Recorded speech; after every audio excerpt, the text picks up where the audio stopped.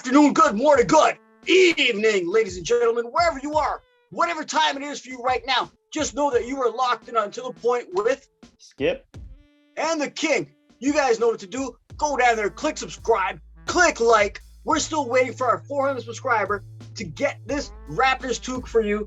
Summertime, if you're a hipster, might be a beanie. Or maybe, if you're a real person, you can use it in the winter.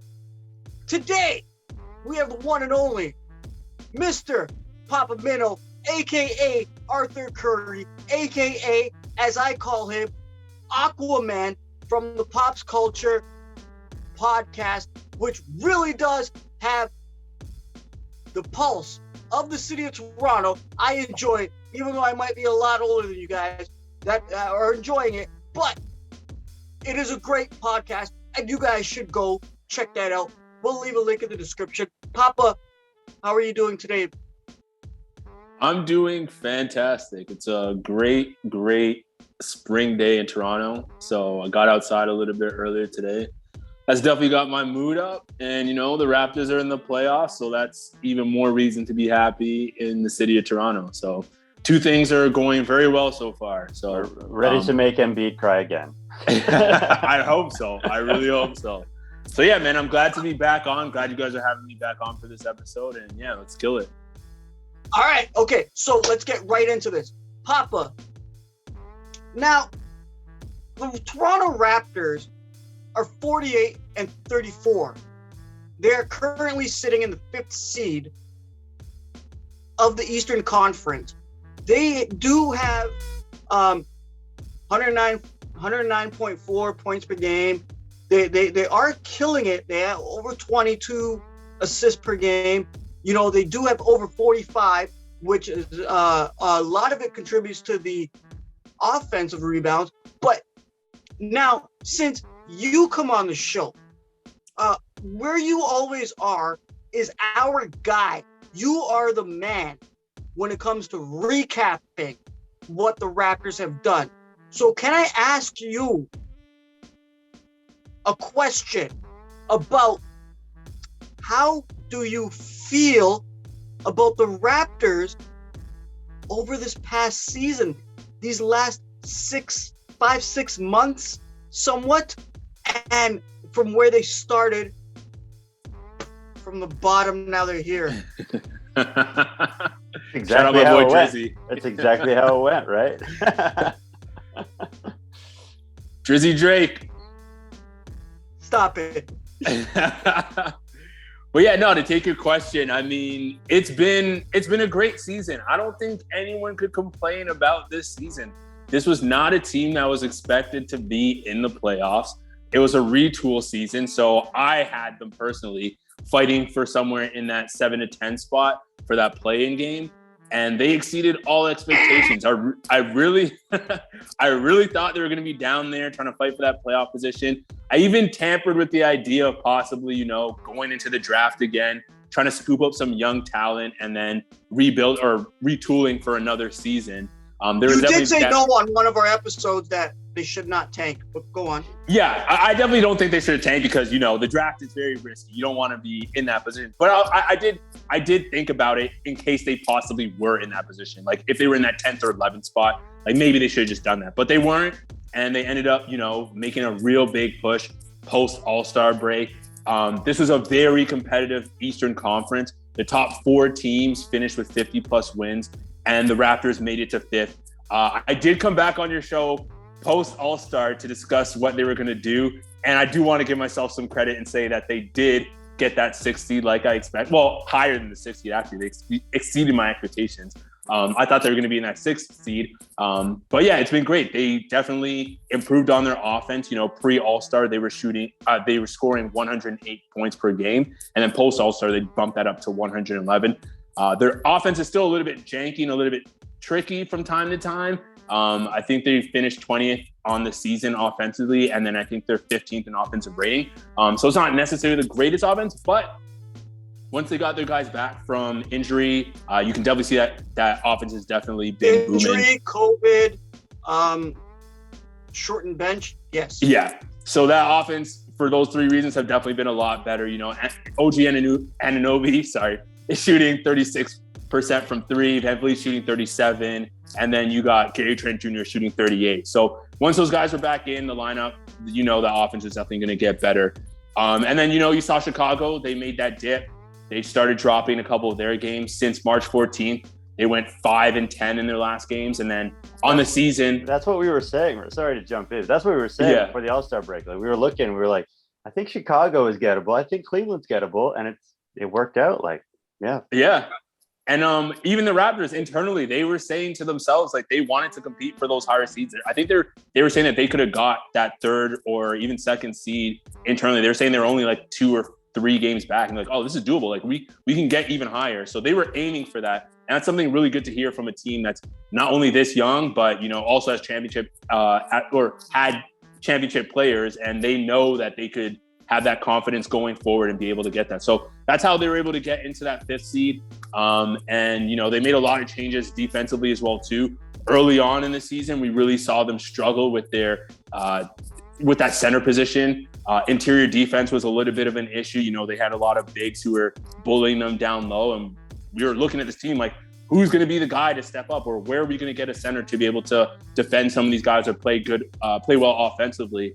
And then eventually, the coaching staff has done a really good job in terms of getting guys with length to go after a lot of their star players or opponent star players. Really buckled down on grabbing rebounds, and guys like I always call him Ducky, but what's his name? Chris Boucher. Thank you. Chris Boucher has definitely stepped up. So guys like that have definitely contributed. And, the Raptors, they're 7th in opponents' points per game per year. They're 2nd in steals this year, and they're 1st in opponents' points off of turnovers. So that defense has really, really stepped it up and has definitely contributed to this team being really good and having this wonderful season that we've all seen from them. Now, Skip, you and I were, you have your cup of tea over there? Yeah, put it down. Right. Put it down. I'm gonna have to send you some tea leaves so maybe you could read into it. But now, what I want to ask you is, how did the Raptors get to this spot? Because you and I did say at some point, we also had Prob on, and we were talking about maybe 41, 42, 43 wins for the season, but now they've exceeded that.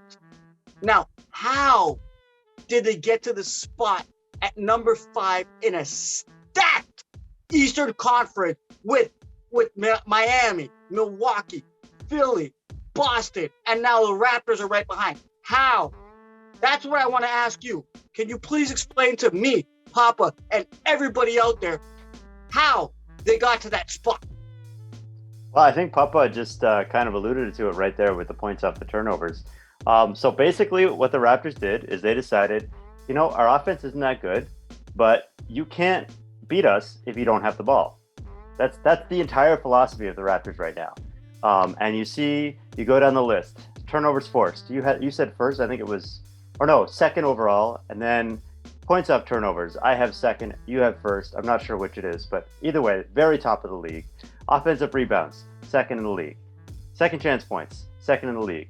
Field goal attempts, 4th in the league.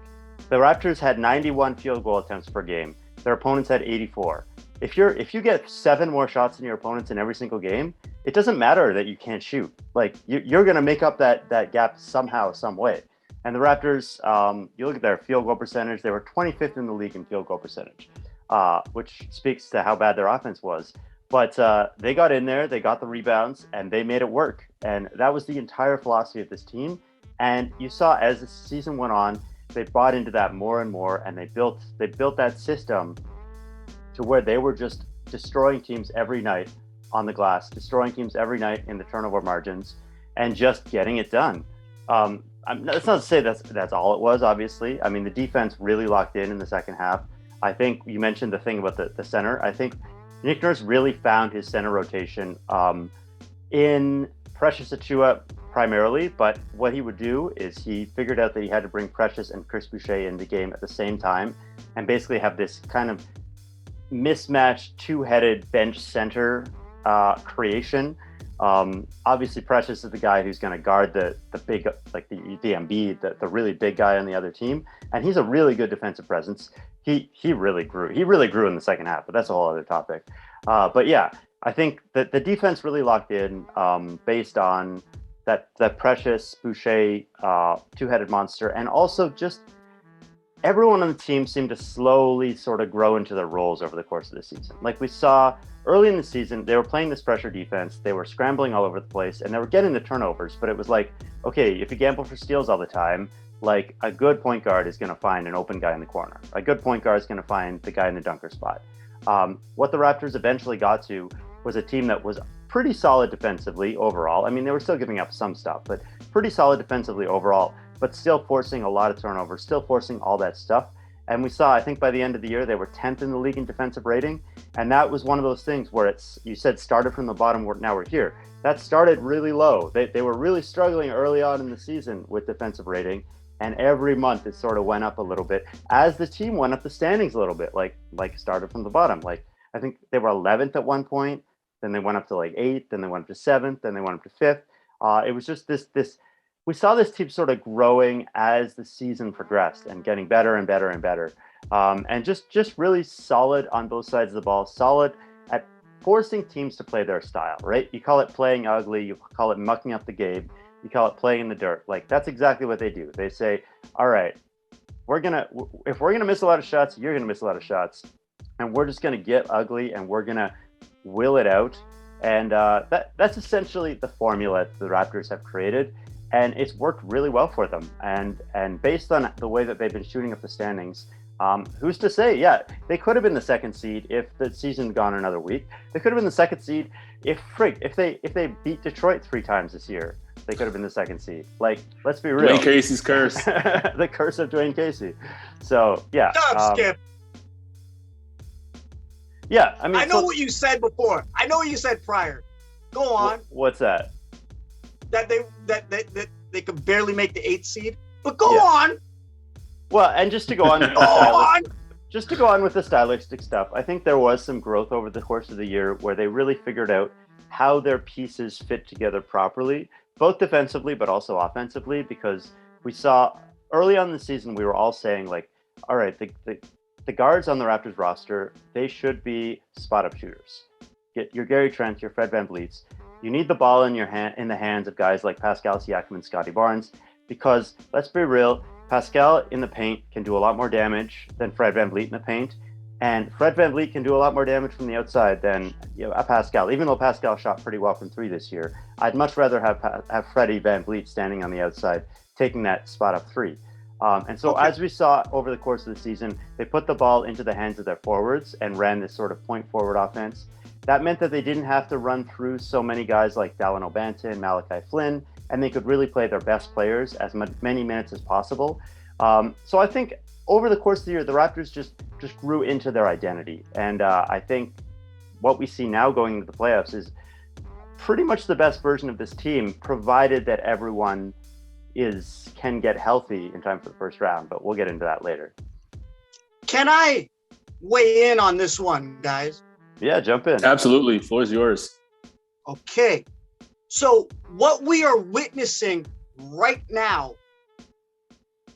in the NBA, I've been watching this. This is my 5th decade watching the NBA, and I've seen changes over the years. Right now, the last that we saw was the Golden State Warriors changing the game with the 3 ball. Okay? But what we are seeing, and I want everybody to take notice on this one, is what the Raptors are doing when it comes to versatility. You have players that are between 6'4" to 6'8", and they could guard and play every position. I know a lot of people are out there talking about, let's get a center. Remember, we did speak about this before on prior episodes, but what they are doing is something astounding that people have not seen before. And this, for you Toronto Raptors fans, is going to change the course of the game. The whole NBA, it is going to change based on this. I know it's only the first year that this experiment is being used, but Team 6-9, you mean? Yeah. Yeah, Team 6-9. Or keep it in the 6, right? Right? Yeah, but there has been a lot of things that have been going on for the Toronto Raptors. Now. Can I gloat? Uh-oh. Here it comes. All right. Tell us what's so great. Why you're so great, Brian? Why are you so awesome? 6 months ago, prior to the season, the regular season tipping off, I did say the Raptors could go anywhere between 4th and 8th. Someone asked, we did have an episode with Mr. Andrew Reese, the mouth of the North, and we did speak about, will the Raptors make the playoffs? I said, hell yes. A few weeks ago, Skip, we were on here, and I knew this was coming. Yeah, you knew it was coming. You said you think they're going to make it into the play-in. I said, hell no. They're at least going to make the 6th. And they do have a shot at making it to the 4th seed. Yeah, they showed me up right after that episode. They were like, I was like, they're stuck in 7th, and they made 6th the next day. Like they were this close. They were this close. And you know me, being a non-Raptors fan until you get rid of your ass adore. You know, we did speak about a lot of things. The Raptors did close out their last 16 games at 13-3 with a better record than the Phoenix Suns, the Boston Celtics, the other top. Does that include the loss against the Knicks on the final day of the season? Yes. That's crazy. All right. Yes. Nice. 13-3. They did pass all the other teams. I think Phoenix was second at 12-4 for the last 16 games of the season.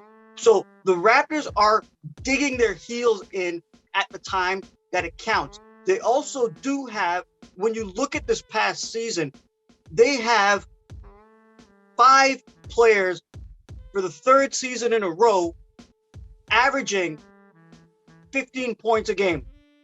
Woo! Where do you hear that? You never hear that. And then not to mention, Pascal Siakam, Mr. Spicy Pete. I got to eat some hot sauce tonight and regret it in the morning because he is the only player in the league right now for this season to average 20. Well, sorry, not the only player in the league. The only Raptor ever, the first Raptor ever to average over 25 points, over 5 boards, and over 5 assists in a freaking season. Now, we've had greats come through the city of Toronto, such as Vince, T-Mac, Damon, Kawhi, Bosh. We've had all this, but we got this guy right here, which is absolutely amazing to see the way the Toronto Raptors have been going forward. And I hope everybody Sorry, Brian, is I just got to cut excited. you out. It was 22 points, not 25. But that's my bad. Plus 20. Plus 20. My bad. I stand corrected. Yeah. I'll stand corrected. No, I'm kidding. Listen, the Raptors have had a great season. Skip, you and I did say at the beginning of the season that they would be around 41, 42, but they're currently sitting at 48 wins. I thought that was a homer pick, honestly. Like, I was like, I think they're a 500 team, but I'm a fan, so yeah. Yeah, you but sounded like they you were blew like, right past that. Yeah.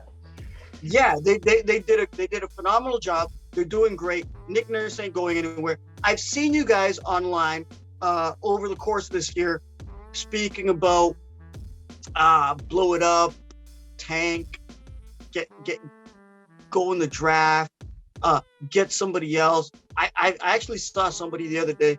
Now this is funny. Somebody the other day actually said, now that LeBron is done with the Lakers, can we get him? Why don't we get Russell Westbrook while we're at it? Yeah, I would take Bron. I would take Bron on this team.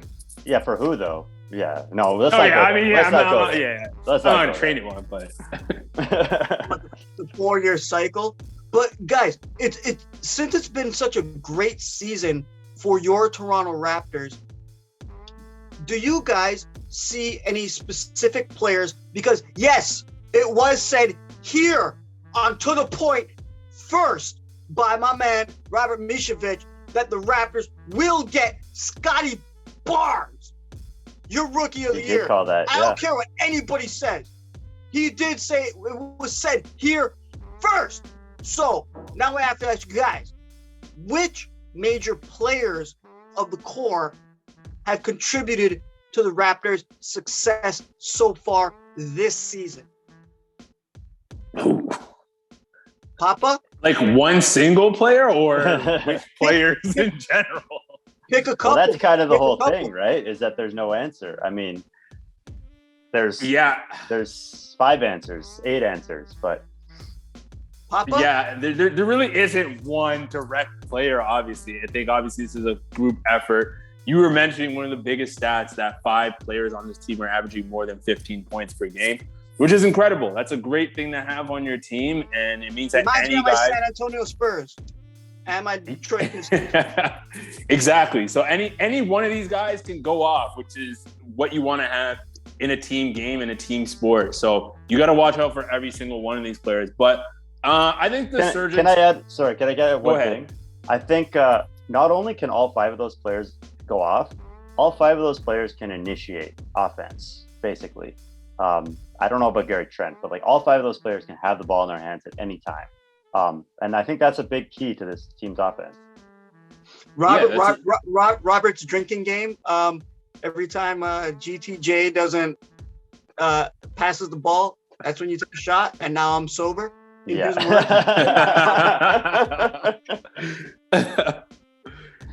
Oh man, but yeah, I think Pascal's probably a really big contributor because early on in the season, I was definitely on that bandwagon of we should ship this guy out, see what we can get from him, and try and look for something else. And I know that's a very like talk about being humble now. I know it's a very hot take just because it came off of the fact that last year he had struggles. He was still coming off of an injury, but at the same time too, I still felt like he could have been at the time when he came back. I thought that his progress would have been a little bit better than it was, and then his demeanor also wasn't really looking the greatest either. Kind of looked like he didn't really want to play with this team. And then you were hearing the internal rumblings, which were obviously just rumors, but you never know. It was one game, like. But inside the one game. Like look at the interview he did on September 16th. Yeah, that just passed with the New York Times. Like, tell me you've never had a fight with your boss at work. Like, yeah, exactly. And I mean, Skip, obviously you those were my things supervisor, happen. and how many times did I argue with you?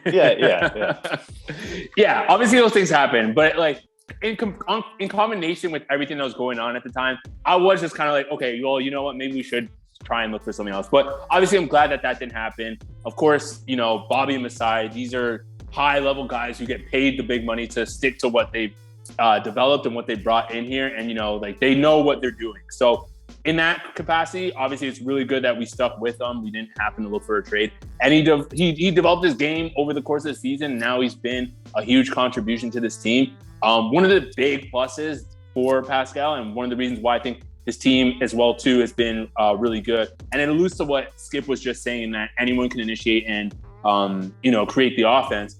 His passing ability this year has been one of the biggest pluses to his game.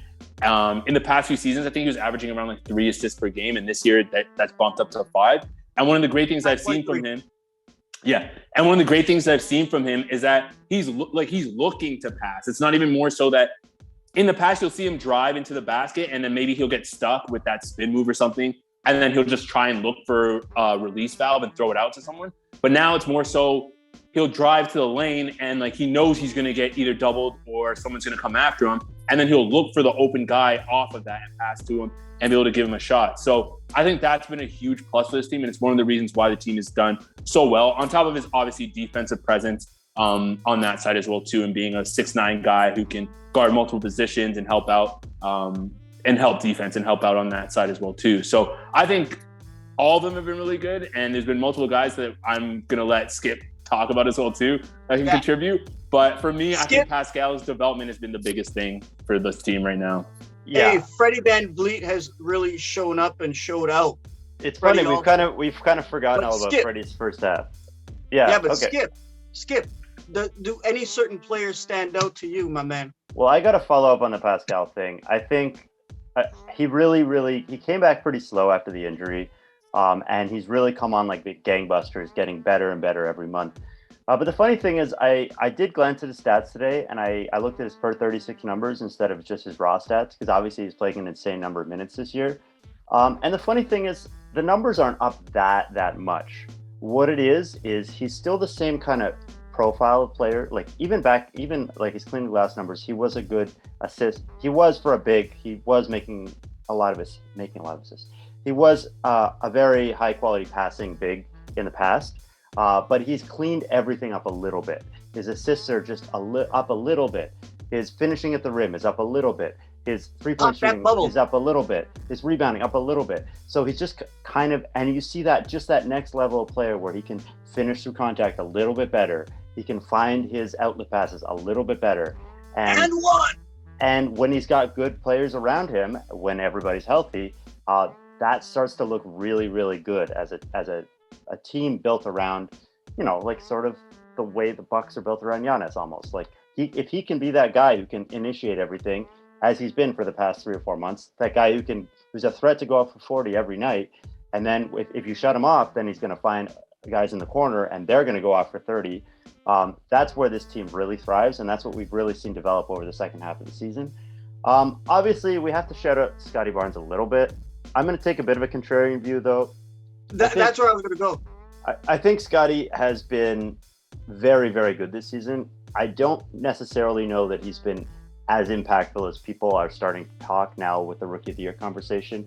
I think the biggest thing for Scottie is that he came in from day one and he was an above average player from day one. You don't know how impactful he is? Did you just say that? No.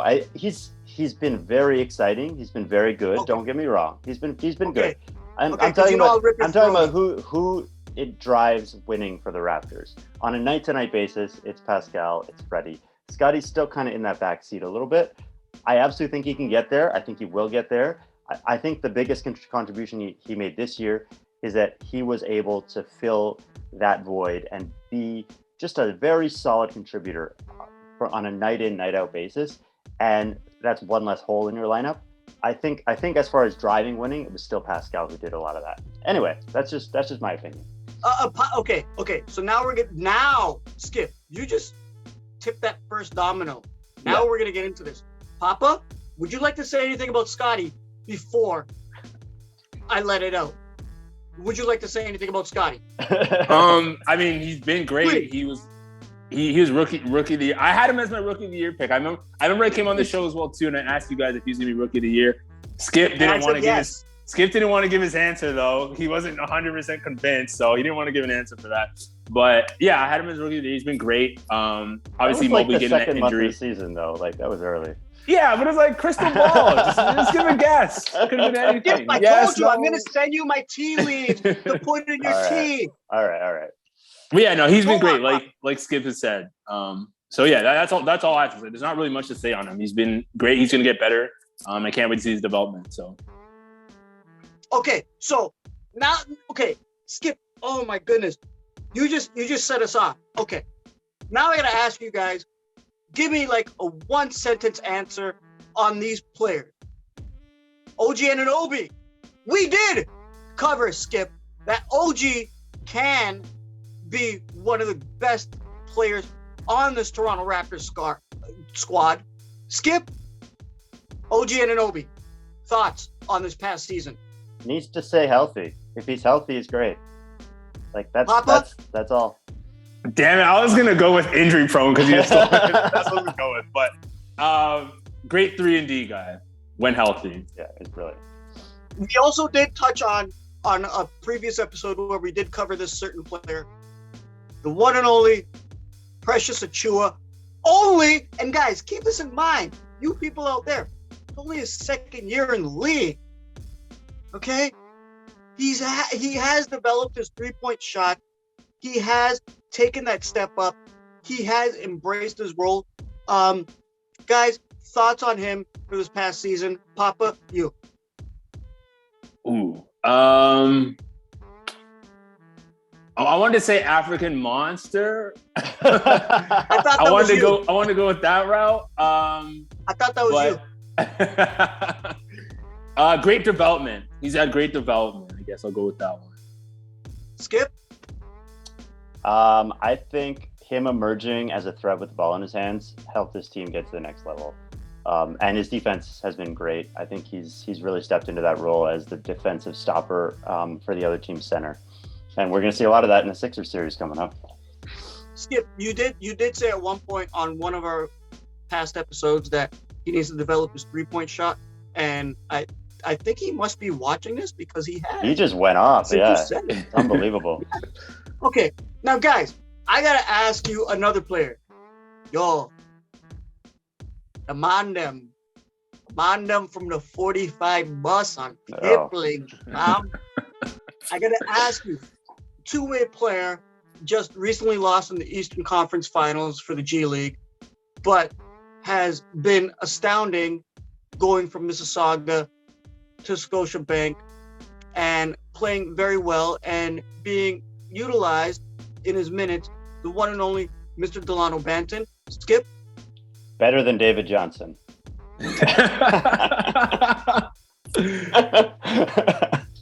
Oh, man. I mean, he had some moments, but I don't think we're going to see much of him in the playoffs. Papa? Yeah, I still think he's got a lot of work to do.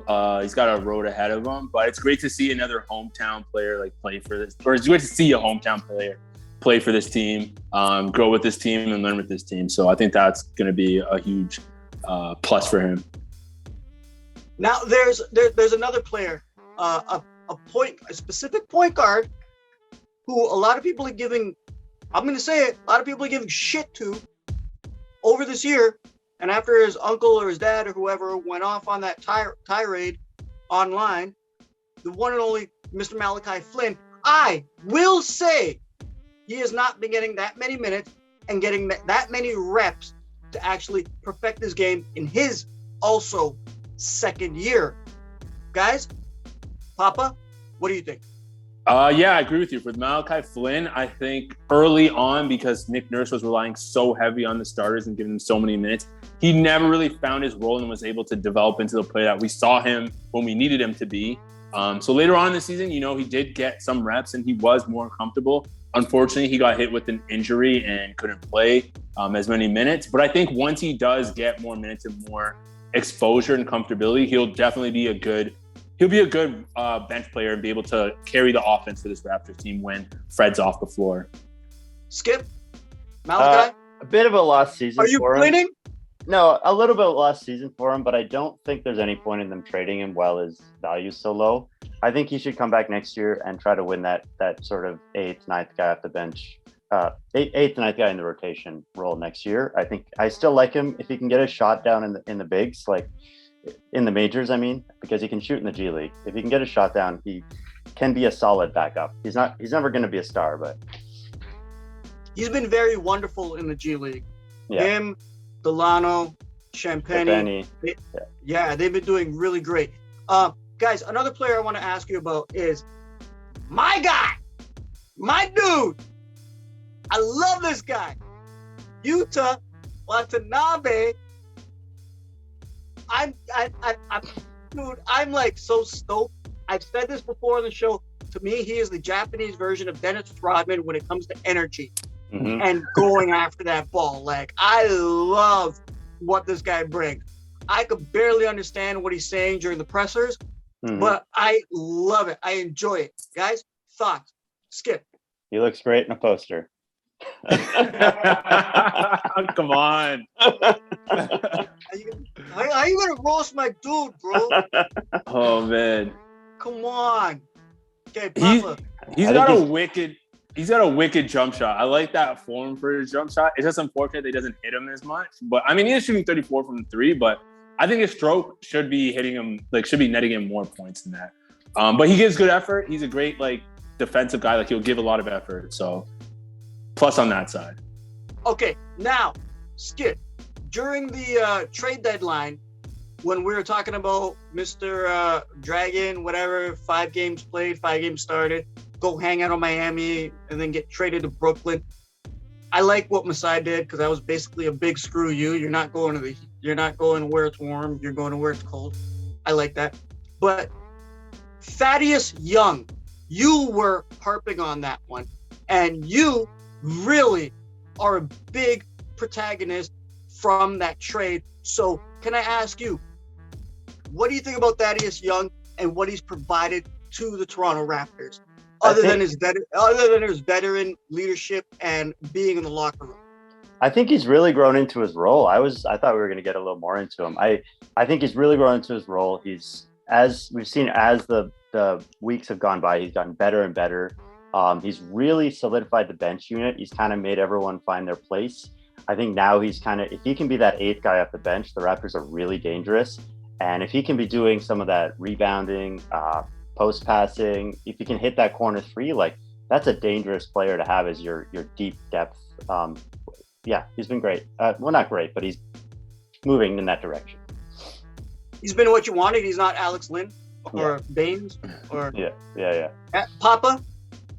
That same love that you have for Yuta Watanabe is the same love I have for Thaddeus Young. So nice. Like Skip said, he's been great. He's been solid for that bench position. He's really found his role on this team. I really like what he contributes on both ends of the floor.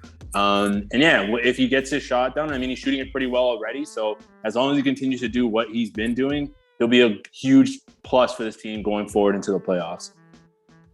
Well, Papa, I agree with you guys. Oh, and we got him for nothing. I think Thad is great. Veteran, locker room, leadership. I love that. To kind of show the young guys, because Thad Young, still younger than me, but he's up there and he's played a lot of seasons, and I think he can add a lot of value to the Toronto Raptors, especially during the playoffs, especially his time with the Chicago Bulls and seeing that shit show over there while they're still in the playoffs. It's been great.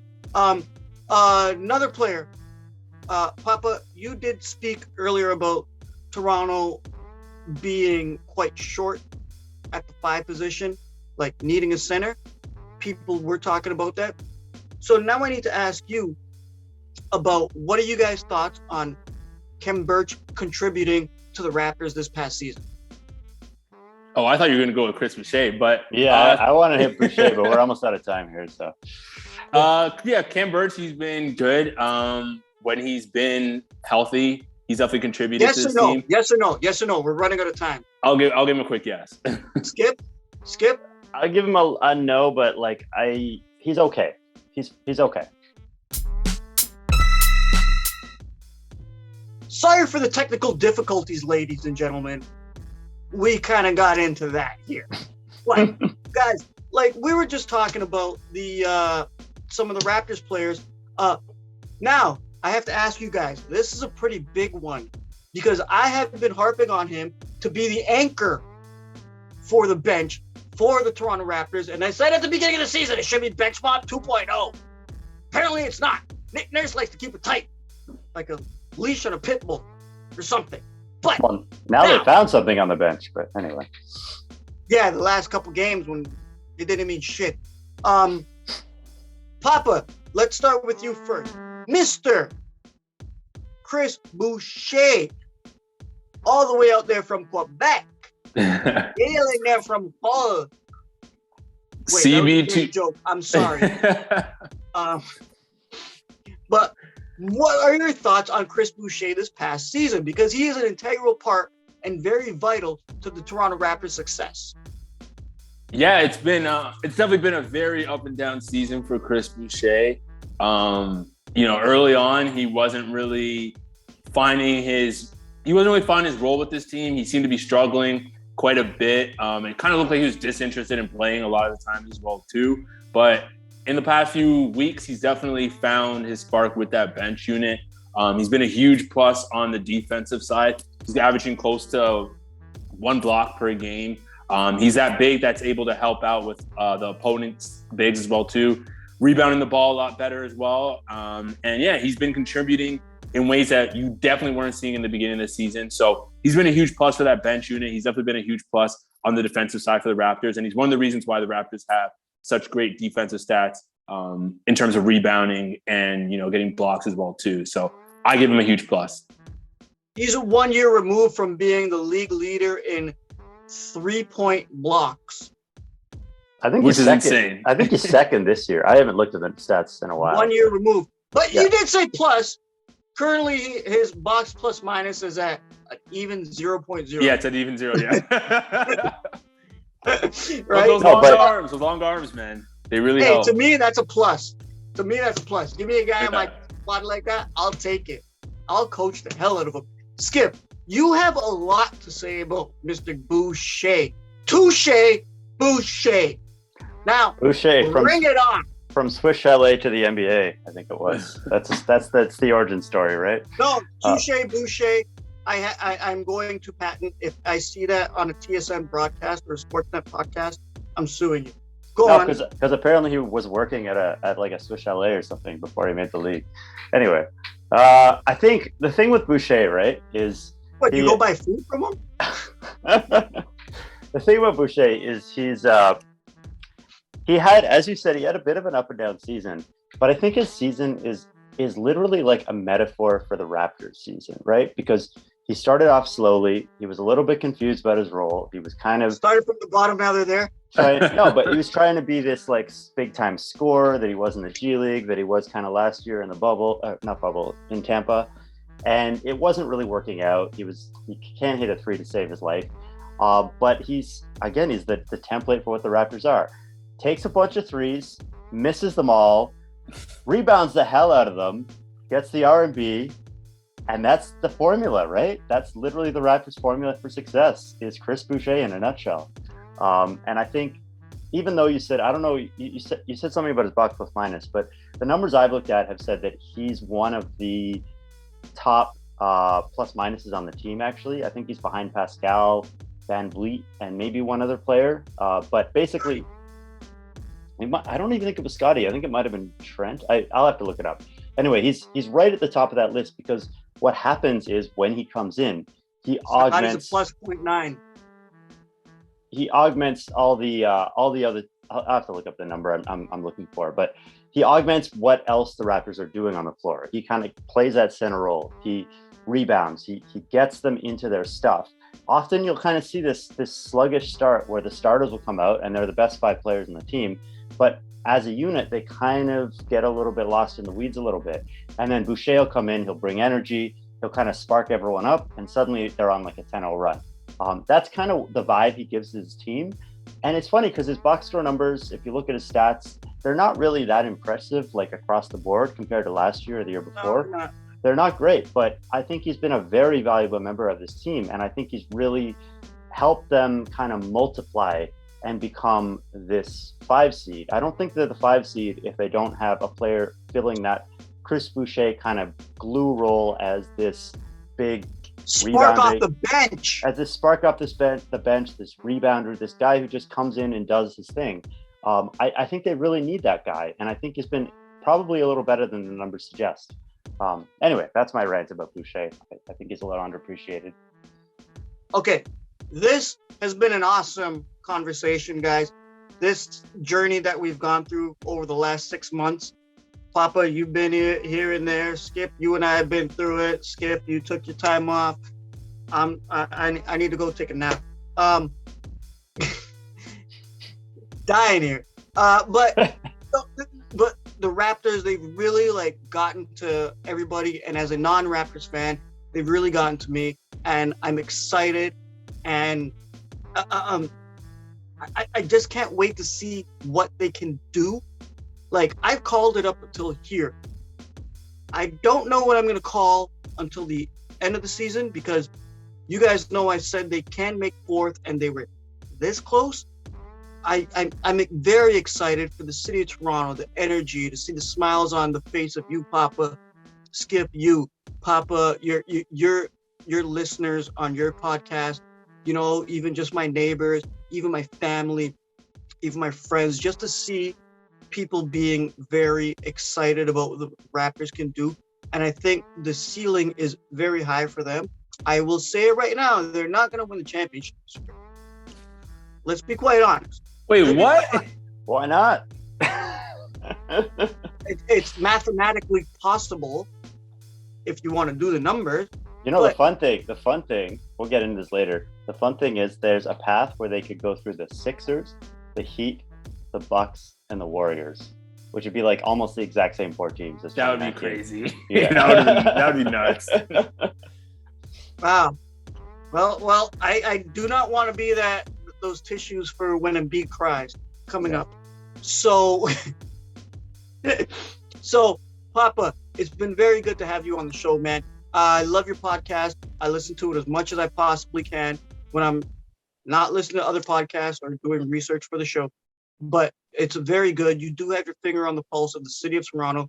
And as an older man, you might be young enough to be my son, but just it's true.